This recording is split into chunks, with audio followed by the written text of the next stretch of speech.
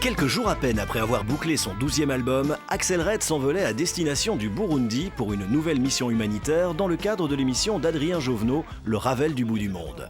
Une mission parmi beaucoup d'autres, puisque la chanteuse belge est ambassadrice de l'UNICEF. Mon premier voyage, c'était le Haïti. Et donc, voilà, je voyais une occasion pour rendre quelque chose. Et j'étais positive, j'étais pleine d'énergie, mais très vite aussi, j'étais déçue parce que j'avais envie de faire beaucoup. Et puis, du coup, tu vois que tu ne peux pas faire beaucoup. Et ça m'a donné beaucoup de frustration. Des frustrations, mais aussi et surtout une envie profonde d'apporter son aide. Et ce besoin d'aider les autres était présent dans le cœur de l'artiste depuis bien longtemps. À tel point que le choix entre la musique et l'humanitaire ne fut pas si évident.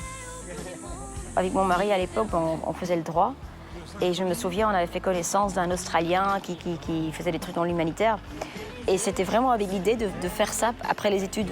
Mais en même temps, j'avais ma musique.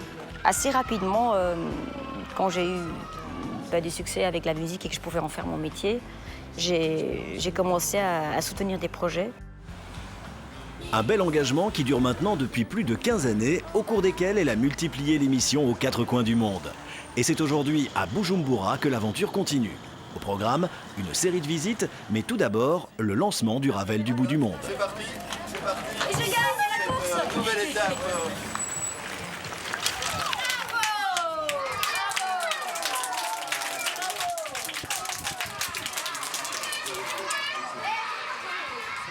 L'UNICEF, il crée des projets dans des écoles qui s'appellent École Amis des enfants, où justement, avec pas beaucoup plus de moyens financiers, il crée une relation entre les parents et l'école. Premièrement, c'est important pour les enfants, pour le futur de l'enfant, mais je dirais même plus loin, c'est carrément pour moi le futur d'un pays.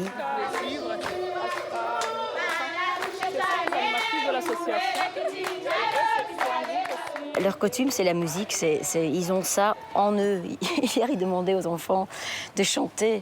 Et tu vois, les tout petits, ils sont tous là, ils chantent à fond. Après une petite dizaine de kilomètres, découverte d'un établissement fondé par les scouts du village. L'idée est de créer un espace pour habituer les enfants à l'école. Je pense qu'on peut mieux aider un enfant que de l'adopter. Je pense que l'adoption, je ne suis pas contre, mais c'est plus aussi parce qu'on a besoin d'avoir un enfant. C'est vrai que c'est tentant. Parce qu'ils sont craquants, ces enfants, et on a envie de les aider tous. Nous sommes à Rumongue, petit village situé à une 70aine de kilomètres de la capitale.